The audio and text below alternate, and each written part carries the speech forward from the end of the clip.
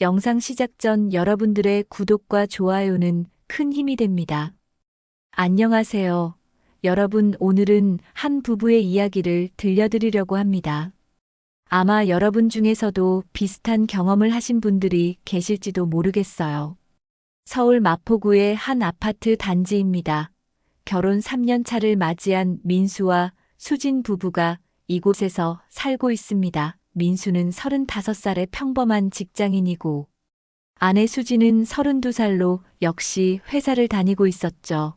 아이가 없는 맞벌이 부부였기에 두 사람의 일상은 꽤나 단조로웠습니다. 아침이면 각자 출근 준비를 하고 저녁이면 지친 얼굴로 집에 돌아와 간단히 저녁을 먹은 뒤 각자의 시간을 보냈죠.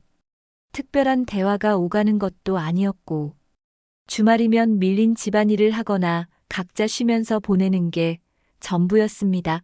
평범하다면 평범한 일상이었지만 그 안에서 두 사람은 나름의 안정감을 느끼고 있었어요. 하지만 결혼 생활이라는 게 늘 그렇듯이 시간이 지나면서 처음의 설렘은 점점 사라지고 익숙함만 남게 되었습니다.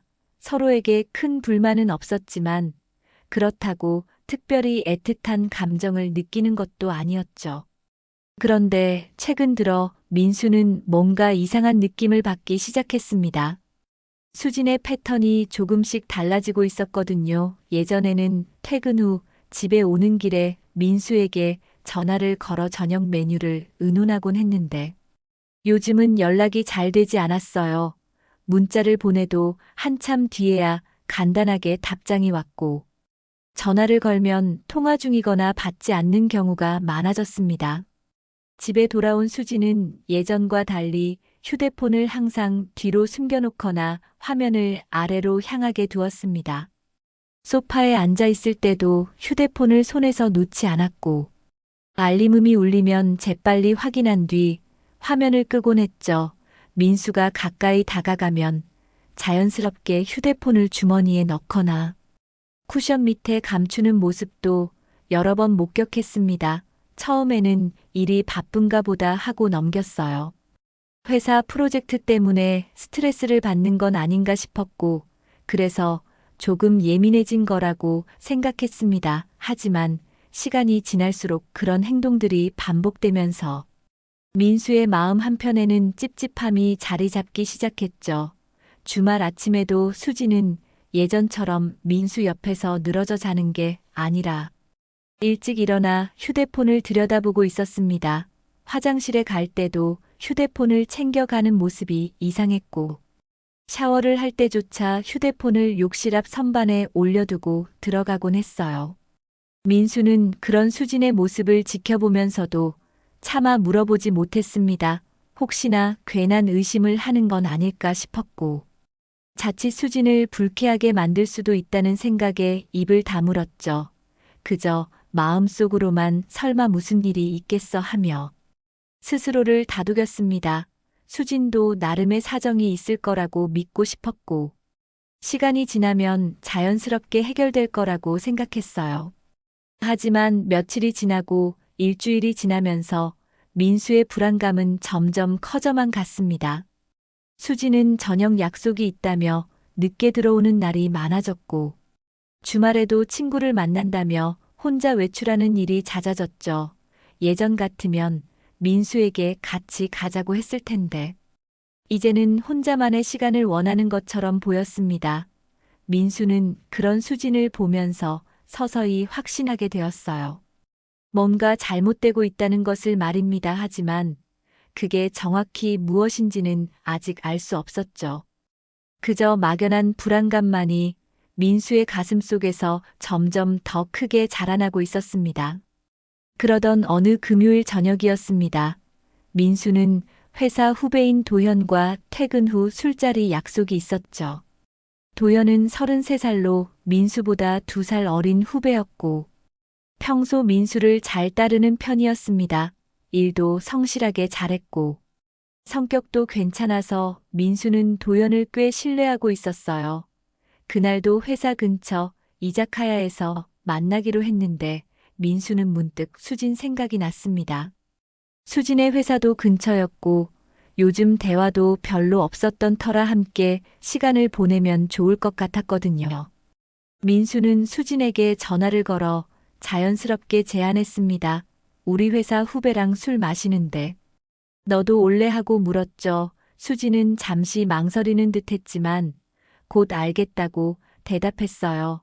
민수는 별 생각 없이 도연에게도 아내가 합류한다고 미리 알려줬습니다. 저녁 7시쯤 홍대 입구 근처의 조용한 이자카야에 세 사람이 모였습니다. 작은 테이블에 앉아 각자 메뉴를 주문했고 맥주가 나오자 자연스럽게 건배를 했죠. 처음에는 분위기가 괜찮았어요. 민수가 회사 이야기를 꺼내면 도연이 맞장구를 쳤고 수진도 웃으면서 대화에 참여했습니다. 민수는 속으로 이렇게 셋이 만나는 것도 나쁘지 않네 하고 생각했어요. 하지만 술이 한두 잔 들어가면서 민수는 뭔가 이상한 기류를 느끼기 시작했습니다. 수진과 도연의 눈이 자꾸 마주치는 것처럼 보였거든요. 처음에는 우연이라고 생각했어요. 대화를 하다 보면 눈이 마주치는 건 자연스러운 일이니까요. 그런데 그게 한두 번이 아니었습니다. 민수가 말을 할 때도 수진은 민수가 아닌 도연을 보고 있었고 도연 역시 수진을 바라보며 미소 짓곤 했죠. 대화 중에도 둘 사이에 미묘한 분위기가 느껴졌습니다. 도연이 농담을 던지면 수진이 유독 크게 웃었고 수진이 무심코 한 말에 도연이 과하게 반응하는 것처럼 보였어요. 민수는 술잔을 들고 있던 손에 힘이 들어가는 걸 느꼈습니다. 기분 탓이겠지 하고 애써 생각을 떨쳐내려 했지만 그 불편한 느낌은 쉽게 사라지지 않았죠. 민수가 화장실에 다녀오는 사이 테이블에 남은 두 사람의 모습도 신경 쓰였습니다. 화장실 복도에서 슬쩍 테이블 쪽을 바라봤을 때 수진과 도연은 뭔가 진지하게 대화를 나누고 있었어요. 민수가 다가가자 두 사람은 재빨리 대화를 멈추고 자연스러운 표정을 지었습니다. 민수는 그 순간 가슴이 철렁 내려앉는 느낌을 받았죠. 하지만 바로 물어볼 수는 없었어요. 술자리는 밤 10시쯤 끝이 났습니다. 민수는 도연에게 먼저 들어가라고 하고 수진과 함께 지하철역으로 향했어요. 집으로 가는 길 내내 민수는 수진에게 물어보고 싶었습니다. 도연이랑 원래 아는 사이였어.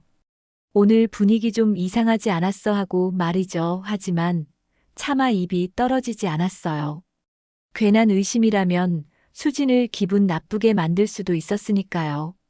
그날 밤 민수는 침대에 누워서도 잠이 오지 않았습니다. 오늘 술자리에서 봤던 수진과 도연의 모습이 자꾸만 떠올랐거든요. 둘 사이의 눈빛 미묘한 웃음. 그리고 민수가 자리를 비웠을 때 나눴던 대화까지요. 민수는 이불을 뒤집어 쓰고 눈을 감았지만 불안한 마음은 가라앉지 않았습니다. 그저 기분 탓이기를 바랄 뿐이었죠.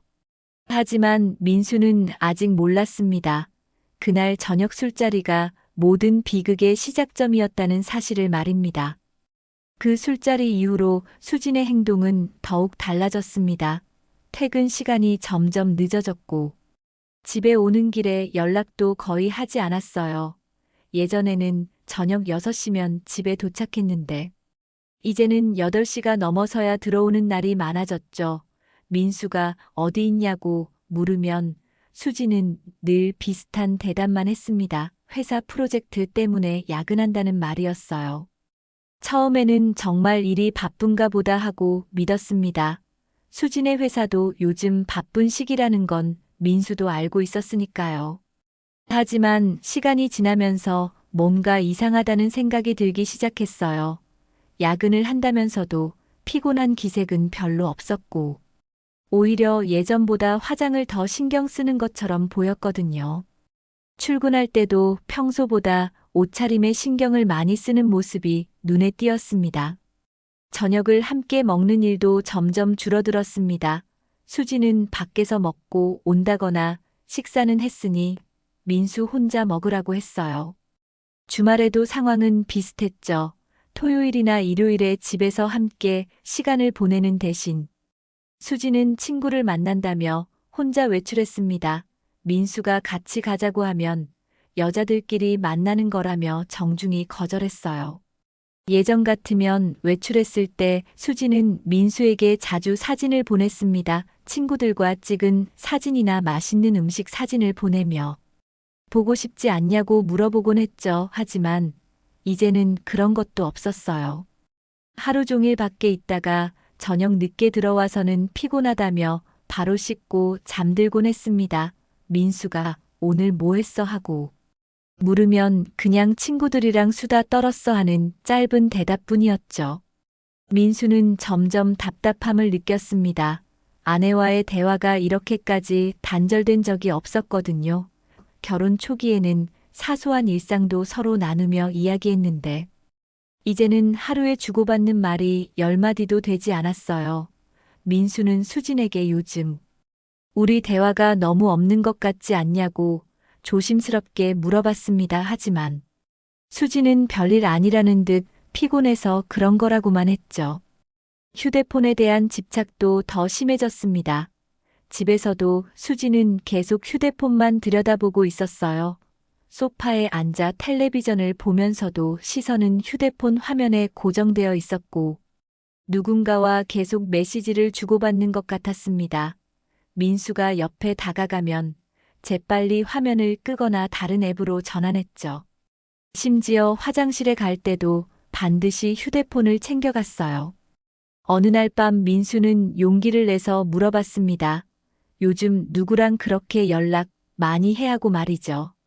수지는 잠시 당황하는 기색을 보이다가 회사 사람들이랑 프로젝트 관련 얘기한다고 대답했습니다. 민수는 더 이상 묻지 않았어요. 하지만 그 대답이 진실이 아니라는 걸 직감적으로 알 수 있었죠. 침대에 누워서도 수지는 휴대폰을 손에서 놓지 않았습니다. 민수가 먼저 잠들 때까지 계속 화면을 들여다보고 있었어요. 가끔 메시지 알림음이 울리면 수지는 재빨리 확인하고 미소를 짓곤 했습니다. 그 모습을 보면서 민수는 가슴이 답답해지는 걸 느꼈죠. 저 미소가 누구 때문인지 묻고 싶었지만 차마 물을 수가 없었어요. 민수는 밤마다 천장을 바라보며 생각에 잠겼습니다. 혹시 수진이 다른 사람을 만나고 있는 건 아닐까 하는 의심이 점점 커져갔거든요. 특히 그날 술자리에서 봤던 도현과의 미묘한 분위기가 자꾸만 떠올랐습니다. 설마 우리 후배랑 그럴 리는 없겠지 하고 스스로를 달래보지만 불안한 마음은 쉽게 가라앉지 않았죠. 그렇게 민수와 수진 사이의 거리는 점점 더 멀어져만 갔습니다. 그러던 어느 날 저녁 민수는 우연히 도연의 소셜미디어를 보게 되었습니다. 평소에는 잘 들어가지 않는 곳이었는데 그날따라 심심해서 회사 동료들의 근황을 둘러보고 있었죠. 친한 선배의 게시물을 보다가 자연스럽게 도연의 프로필로 넘어갔습니다. 최근에 올린 게시물은 별로 없었지만 스토리에 몇 개의 사진이 올라와 있었어요. 민수는 무심코 도연의 스토리를 클릭했습니다. 그리고 그 순간 심장이 멎는 것 같은 느낌을 받았어요. 화면에는 어두운 조명의 술집 사진이 보였고 테이블 위에는 반쯤 비어있는 맥주잔 2개가 놓여 있었습니다. 특별할 것 없는 평범한 사진처럼 보였지만 민수의 눈길을 사로잡은 건 따로 있었죠. 사진 속 배경과 분위기가 어딘가 낯익었거든요. 민수는 급히 수진에게 보낸 메시지 기록을 확인했습니다. 오늘 저녁 수진은 회사 동료들과 회식이 있다고 했었어요. 늦게 들어올 수도 있으니 저녁 먼저 먹고 있으라는 메시지를 보냈었죠. 민수는 도연의 스토리에 올라온 시간을 확인했습니다. 불과 30분 전에 올라온 사진이었어요. 그리고 위치 태그를 보니 홍대 근처의 한 술집이었습니다. 민수의 머릿속이 복잡해졌습니다. 수진도 회식이라고 했고 도연도 누군가와 술을 마시고 있었죠. 두 사람이 같은 시간에 같은 지역에서 술을 마시고 있다는 게 과연 우연일까 하는 생각이 들었어요. 민수는 손이 떨리는 걸 느끼면서도 계속 화면을 들여다봤습니다. 혹시 사진 속에 수진의 흔적이 보이지 않을까 해서였죠. 사진을 확대해서 자세히 살펴봤지만 명확한 증거는 찾을 수 없었습니다. 하지만 테이블 옆 소파에 걸쳐진 여성용 가방이 눈에 들어왔어요. 그 가방은 수진이 평소에 자주 들고 다니던 것과 비슷한 디자인이었습니다. 민수는 가슴이 두근거리는 걸 느꼈죠. 설마 하는 생각과 아니겠지 하는 생각이 동시에 머릿속을 스쳤어요. 그때 현관문이 열리는 소리가 들렸습니다. 수진이 집에 돌아온 거였어요. 시계를 보니 밤 10시가 조금 넘은 시간이었습니다. 민수는 재빨리 휴대폰 화면을 끄고 소파에 앉아 있었죠. 수진은 피곤한 표정으로 들어와서 신발을 벗으며 회식 잘 다녀왔다고 인사를 했어요. 민수는 최대한 평온한 목소리로 고생했다고 대답했습니다. 수진은 씻으러 욕실로 향했습니다. 그리고 소파 위에 자신의 가방과 휴대폰을 올려두었어요. 민수는 그 가방을 힐끗 쳐다봤습니다. 도연의 사진 속에서 봤던 그 가방이 맞는 것 같았죠. 민수의 심장은 점점 더 빠르게 뛰기 시작했습니다. 수진이 샤워를 시작하자 욕실에서 물소리가 들려왔습니다. 민수는 소파 위에 놓인 수진의 휴대폰을 바라봤어요. 평소라면 절대 보지 않았을 것입니다. 하지만 오늘은 달랐죠. 의심이 확신으로 바뀌어가는 순간이었거든요. 민수는 잠시 망설이다가 조심스럽게 수진의 휴대폰을 집어들었습니다. 화면을 켜려는 순간 알림 메시지가 떴습니다. 잠금 화면 위로 메시지 내용이 그대로 보였어요. 발신자는 도연이었습니다. 민수는 숨이 멎는 것 같았죠. 메시지 내용은 이랬습니다. 오늘 너 집에 잘 들어갔어. 걱정돼서 연락했어. 내일 또 보자라고 적혀 있었어요. 민수는 그 자리에 얼어붙었습니다. 손에 쥔 휴대폰이 떨리는 게 느껴졌죠. 오늘 수진과 도연이 함께 있었다는 게 이제 명확해진 거였어요. 회식이라는 건 거짓말이었고 실제로는 도연과 단둘이 만난 거였습니다. 민수는 휴대폰을 다시 제자리에 놓고 깊은 한숨을 내쉬었어요. 욕실에서 물소리가 멈췄습니다. 수진이 곧 나올 거였죠. 민수는 재빨리 소파에서 일어나 방으로 들어갔습니다. 지금 당장 수진을 마주하면 감정을 주체할 수 없을 것 같았거든요. 민수는 침대에 누워 천장을 바라보며 생각에 잠겼어요. 이제 모든 퍼즐 조각이 맞춰졌습니다. 수진의 변한 행동, 늦어진 귀가, 시간, 휴대폰에 대한 집착. 그리고 그날 술자리에서 느꼈던 이상한 분위기까지 모든 게 설명이 되었죠. 민수는 주먹을 꽉 쥐었습니다. 분노와 배신감이 동시에 밀려왔어요. 민수는 며칠 동안 고민했습니다. 도연의 메시지를 본 이후로 잠도 제대로 오지 않았고 회사에서도 일에 집중할 수가 없었어요. 수진과 도연이 정말 그런 사이일까 하는 의심과 혹시 오해는 아닐까 하는 희망 사이에서 계속 흔들렸죠. 하지만 머릿속으로 아무리 생각해봐도 상황은 명확했습니다. 더 이상 애써 외면할 수 없었어요.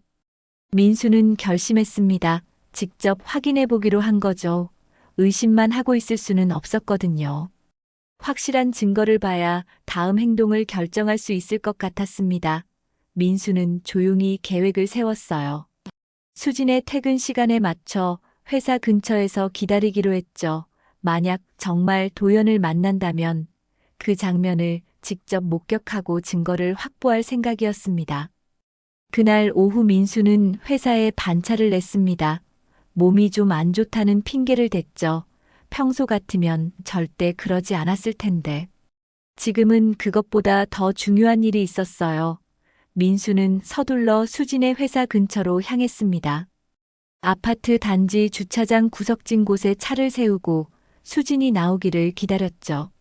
저녁 6시가 조금 넘어서 수진이 회사 건물에서 나왔습니다. 민수는 차 안에서 몸을 낮추고 수진의 움직임을 지켜봤어요. 수진은 평소처럼 버스 정류장으로 향하는 게 아니라 근처 카페 앞에서 멈춰 섰습니다. 누군가를 기다리는 것처럼 보였죠. 민수의 심장이 빠르게 뛰기 시작했어요. 10분쯤 지났을까 검은색 승용차 한 대가 카페 앞에 멈춰 섰습니다. 민수는 그 차를 알아봤어요. 도연의 차였죠. 회사 주차장에서 몇 번 본 적이 있었거든요. 차 문이 열리고 도연이 내렸습니다. 그리고 수진에게 손을 흔들며 미소를 지었어요. 수진도 반갑게 웃으며 다가갔죠.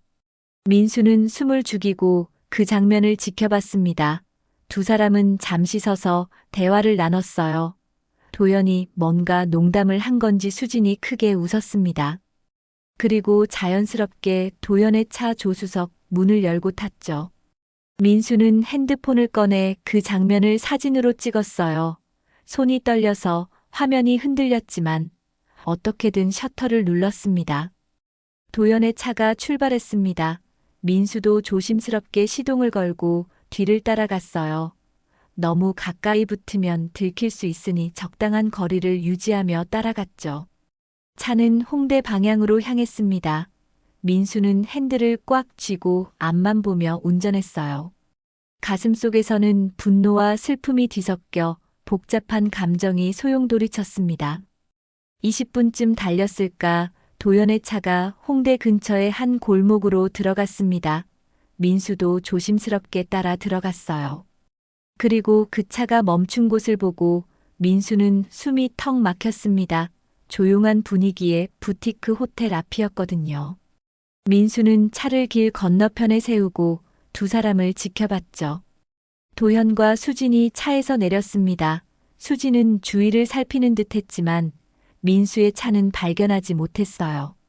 두 사람은 자연스럽게 호텔 입구로 걸어갔습니다. 현관문을 열고 안으로 사라지는 모습까지 민수는 모두 지켜봤죠. 그리고 그 순간들을 빠짐없이 휴대폰 카메라에 담았습니다. 민수는 차 안에서 한참을 멍하니 앉아 있었습니다. 방금 본 장면이 현실인지 믿기지 않았어요. 아내가 자신의 후배와 함께 호텔로 들어가는 모습을 직접 목격한 겁니다. 더 이상 의심의 여지가 없었죠. 명백한 불륜이었어요. 민수는 핸들에 이마를 기댄 채 깊은 한숨을 내쉬었습니다. 손이 부들부들 떨렸습니다. 당장 호텔로 뛰어들어가 두 사람을 끌어내고 싶었어요. 소리를 지르고 따지고 싶었죠. 하지만 민수는 꾹 참았습니다. 지금 감정적으로 행동하면 안 된다는 걸 알고 있었거든요. 냉정하게 증거를 확보하고 법적으로 대응해야 한다는 생각이 들었습니다. 민수는 휴대폰 갤러리를 열어 방금 찍은 사진들을 확인했습니다. 수진이 도연의 차에 타는 장면, 호텔 앞에 도착한 장면, 그리고 함께 호텔 안으로 들어가는 장면까지 모두 선명하게 찍혀 있었어요. 시간과 장소도 모두 기록되어 있었죠. 이 정도면 충분한 증거가 될 거라고 생각했습니다. 민수는 입술을 깨물며 시동을 걸었습니다. 더 이상 여기 있을 이유가 없었어요. 집으로 돌아가는 길 내내 민수의 머릿속은 복잡했습니다. 결혼 3년 동안 쌓아온 신뢰가 한순간에 무너지는 느낌이었죠. 그리고 그 배신의 상대가 자신이 믿고 아껴주던 후배라는 사실이 더욱 참담하게 만들었습니다. 그날 밤 민수는 집에 돌아와서도 수진을 기다리지 않았습니다. 침대에 누워 천장만 바라보고 있었어요. 머릿속으로는 온갖 생각이 스쳐 지나갔죠. 어떻게 말을 꺼내야 할지, 어떤 표정으로 수진을 마주해야 할지 알 수 없었습니다. 분노와 슬픔과 배신감이 뒤섞여 가슴을 짓눌렀어요. 밤 11시가 넘어서 현관문이 열리는 소리가 들렸습니다. 수진이 돌아온 거였죠. 민수는 침대에서 일어나 거실로 나갔어요. 수진은 신발을 벗으며 늦어서 미안하다고 말했습니다. 회식이 길어졌다는 거짓말을 또 늘어놓았죠. 민수는 아무 대답 없이 수진을 바라봤어요. 수진은 민수의 표정이 심상치 않다는 걸 눈치챈 것 같았습니다. 왜 그래? 무슨 일 있어? 하고 물었죠. 민수는 식탁 쪽을 가리키며 앉으라고 말했어요. 수지는 잠시 망설이다가 조심스럽게 의자에 앉았습니다. 민수도 맞은편에 앉아 수진을 똑바로 쳐다봤죠. 민수는 최대한 차분하게 말했습니다. 다 알아, 호텔 들어갔던 거 다 봤어 라고 짧게 말했어요. 수진의 얼굴이 순간 하얗게 질렸습니다. 입술이 파르르 떨리는 게 보였죠. 하지만 수진은 금방 표정을 추스르며 무슨 소리냐고 되물었어요. 민수는 휴대폰을 꺼내 오늘 찍은 사진들을 보여줬습니다. 도연의 차에 타는 사진, 호텔 앞에 선 사진, 그리고 함께 호텔로 들어가는 사진까지 모두 보여줬어요. 수지는 할 말을 잃은 듯 침묵했습니다. 한참 동안 아무 말도 하지 않다가 깊은 한숨을 내쉬었죠. 그리고 예상치 못한 반응을 보였습니다. 변명이나 사과 대신 오히려 담담한 표정으로 그래, 만났어 라고 인정한 겁니다. 민수는 그 태도에 더 화가 치밀었습니다. 사과는커녕 마치 당연한 일인 것처럼 말하는 수진의 모습이 믿기지 않았어요. 민수는 목소리를 높였죠. 어떻게 이럴 수가 있냐고, 내 후배랑 그런 짓을 하다니 말이 되냐고 소리쳤습니다. 하지만 수진은 오히려 냉정한 표정으로 민수를 바라봤어요. 그리고 수진은 더욱 충격적인 말을 꺼냈습니다. 나 솔직하게 말할게. 나 도연이랑 같이 살고 싶어. 우리 이혼하자. 라고 말한 겁니다. 민수는 귀를 의심했어요. 방금 뭐라고 했냐고 다시 물었죠. 수지는 똑같은 말을 반복했습니다. 도연이랑 같이 살고 싶으니 이혼하자고 했어요. 민수는 처음에는 농담인 줄 알았습니다. 불륜을 저지른 사람이 오히려 이혼을 요구한다는 게 말이 안 됐거든요. 하지만 수진의 얼굴은 진지했어요. 눈빛도 흔들리지 않았고 목소리도 떨리지 않았죠. 정말로 진심으로 하는 말이었습니다. 민수는 기가 막혀서 웃음이 나올 지경이었어요. 민수는 다시 물었습니다. 지금 제대로 정신이 박힌 거냐고, 내가 잘못해놓고 이혼을 요구하는 게 말이 되냐고 따졌죠. 하지만 수지는 오히려 민수에게 화를 냈습니다. 당신은 나랑 대화도 안 했고 늘 회사 일만 신경 썼잖아. 나는 외로웠어 라고 말했어요. 마치 자신이 피해자인 것처럼 말하는 수진의 모습에 민수는 어이가 없었습니다. 수진은 계속 말을 이어갔어요. 도연이는 나를 더 이해해줘. 우리는 서로 잘 맞아. 당신이랑은 더 이상 함께 살 수 없어 라고 했습니다. 민수는 참았던 감정이 폭발할 것 같았죠. 주먹을 쥐었다.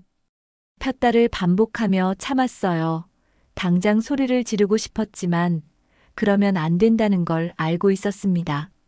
민수는 차갑게 말했습니다. 좋아.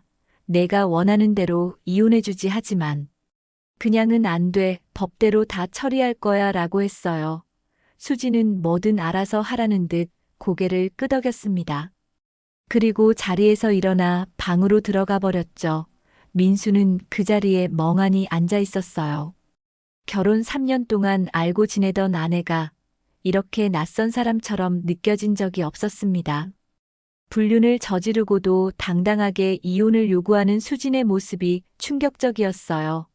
민수는 식탁에 팔을 괴고 깊은 한숨을 내쉬었습니다. 이제 돌이킬 수 없다는 걸 확실히 깨달은 순간이었죠. 그날 밤 이후로 민수와 수진은 같은 집에 살면서도 서로 말을 섞지 않았습니다. 민수는 안방 대신 작은 방에서 잠을 잤고 수지는 평소처럼 안방을 사용했죠. 아침에 마주쳐도 인사조차 하지 않았어요. 집안 분위기는 얼어붙은 것처럼 냉랭했습니다. 하지만 수지는 전혀 미안해하는 기색이 없었어요. 오히려 수지는 계속해서 자신을 피해자로 포장했습니다. 민수가 자신을 소홀히 대했기 때문에 외로움을 느꼈고 그래서 도연에게 의지하게 되었다는 논리였죠. 민수가 먼저 잘못했으니 자신의 불륜도 이해받아야 한다는 식이었어요. 말도 안 되는 논리였지만 수진은 진심으로 그렇게 믿는 것 같았습니다.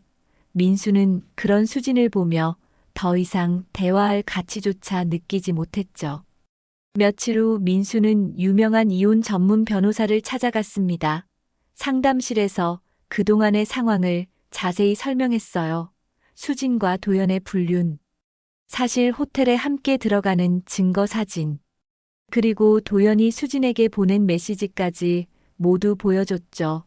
변호사는 증거를 꼼꼼히 살펴본 뒤 충분히 승소 가능하다고 말했습니다. 위자료 청구와 상간남, 소송 모두 진행할 수 있다고 했어요. 변호사는 민수에게 조언했습니다. 감정적으로 대응하지 말고 냉정하게 법적 절차를 밟으라고 했죠. 그리고 추가 증거가 있으면 더 유리할 거라고 덧붙였어요. 민수는 고개를 끄덕이며 필요한 서류 작업을 시작했습니다. 이혼 소송 준비와 함께 도연을 상대로 한 손해배상 청구도 함께 진행하기로 했죠. 민수는 회사에서도 조용히 움직였습니다. 인사팀 팀장을 찾아가 도연의 불륜 사실을 알렸어요. 개인적인 문제지만 회사 내 윤리규정 위반에 해당할 수 있다고 말했죠. 증거 자료도 함께 제출했습니다. 팀장은 심각한 표정으로 자료를 검토한 뒤 적절한 조치를 취하겠다고 약속했어요. 며칠 뒤 도연에게 인사조치가 내려졌습니다. 회사에서는 공식적으로 이유를 밝히지 않았지만 곧 소문이 퍼졌어요. 도연이 기혼자인 선배의 아내와 불륜 관계였다는 사실이 직원들 사이에서 입에서 입으로 전해졌죠. 도연은 회사에서 고개를 들 수 없게 되었습니다. 복도에서 동료들과 마주치면 모두 수군거리며 피했어요. 도연은 결국 상사에게 불려갔습니다. 정식 경고 조치를 받았고 당분간 중요한 프로젝트에서 제외되었죠. 승진 심사에서도 불이익을 받게 될 거라는 통보를 받았어요. 도연은 창백한 얼굴로 자리로 돌아왔습니다. 민수는 멀리서 그 모습을 지켜보며 아무 감정도 느끼지 않았어요. 한편 수지는 도연과의 미래를 꿈꾸며 집을 나갈 준비를 하고 있었습니다. 주말에 짐을 싸기 시작했고 필요한 물건들을 챙겼죠. 민수는 그런 수진을 말리지 않았어요. 오히려 빨리 나가라고 말했습니다. 어차피 법적 절차는 진행될 거니까 같은 공간에 있을 필요가 없다고 생각했죠. 수지는 도연에게 전화를 걸어 같이 살 집을 알아보자고 말했습니다. 도연은 처음에는 좋다고 대답했어요. 하지만 목소리에 확신이 없었죠. 회사에서의 소문과 인사조치로 인해 도연도 부담을 느끼고 있었던 겁니다. 수지는 그런 도연의 미묘한 변화를 아직 눈치채지 못했어요. 민수는 변호사와 함께 소장을 작성했습니다. 이혼 청구와 함께 수진에게는 위자료를, 도연에게는 상간남으로서의 손해배상을 청구하는 내용이었어요. 금액은 상당했습니다. 불륜으로 인한 정신적 고통과 혼인관계 파탄에 대한 책임을 물은 거죠. 변호사는 이 정도 증거라면 법원에서 받아들여질 가능성이 높다고 했어요. 소장이 접수되고 며칠 후 수진과 도연에게 법원 통지서가 발송되었습니다. 수진은 그제야 상황의 심각성을 깨달은 듯 했어요. 민수에게 전화를 걸어 이렇게까지 할 필요가 있냐고 따졌죠. 하지만 민수는 냉정하게 대답했습니다. 내가 먼저 선택한 일이니 끝까지 책임지라고 말했어요. 도연도 통지서를 받고 패닉에 빠졌습니다. 회사에서의 불이익에 이어 법적 책임까지 져야 하는 상황이 된 거죠. 도연은 수진에게 전화를 걸어 어떡하냐고 물었어요.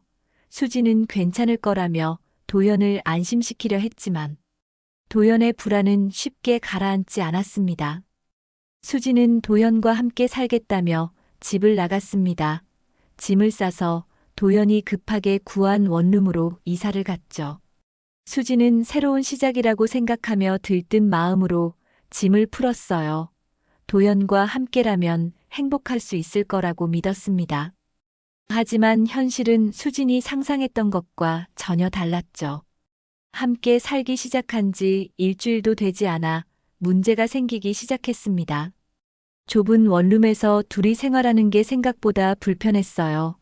도연은 회사에서 받은 스트레스 때문에 집에 오면 말이 없었고 수진에게 짜증을 내는 일이 잦아졌죠.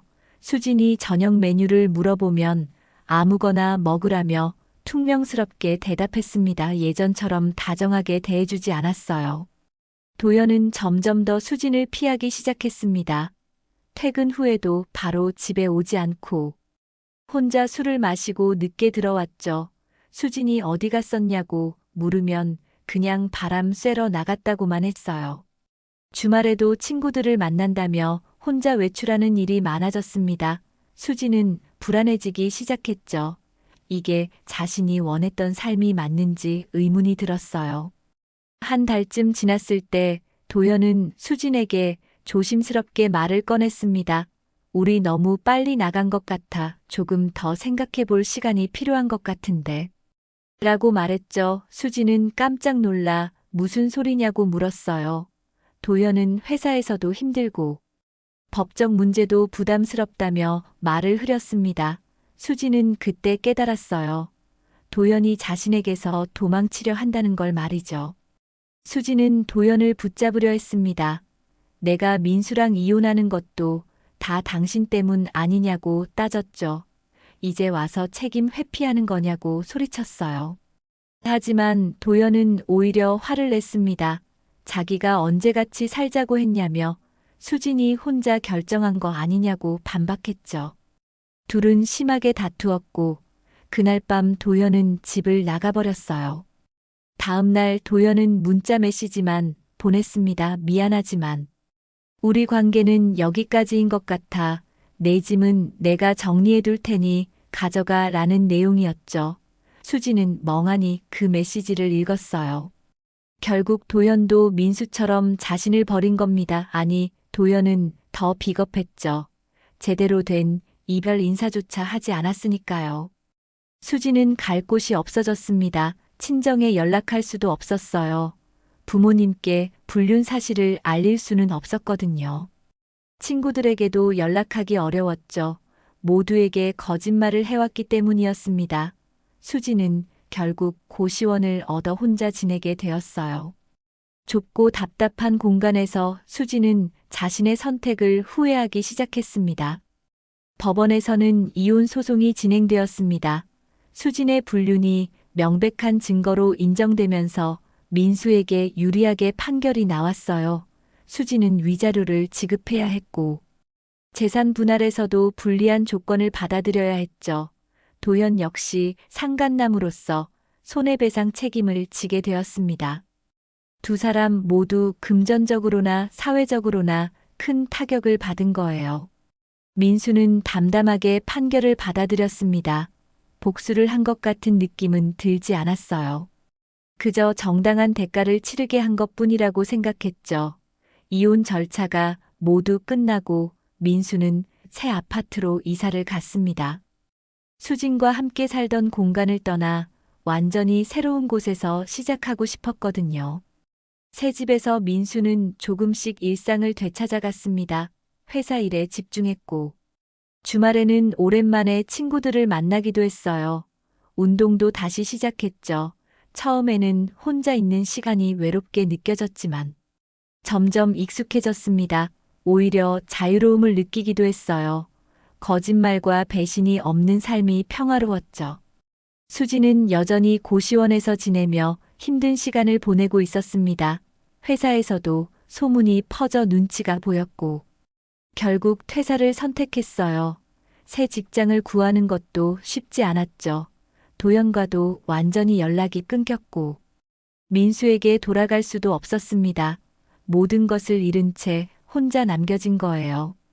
도연 역시 회사에서 더 이상 버티지 못하고 결국 사직서를 냈습니다. 불륜 스캔들과 법적 문제로 인해 회사 생활이 불가능해진 거죠. 새 직장을 구했지만 예전만큼 좋은 조건은 아니었어요. 손해배상금을 갚느라 경제적으로도 어려움을 겪었습니다. 수진을 원망하기도 했지만 결국 자신의 선택이었다는 걸 인정할 수밖에 없었죠. 민수는 가끔 과거를 떠올렸습니다. 수진과 처음 만났을 때의 설렘. 결혼식 날에 행복했던 기억들이 떠오르곤 했어요. 하지만 이제는 그 기억들이 아프지 않았죠.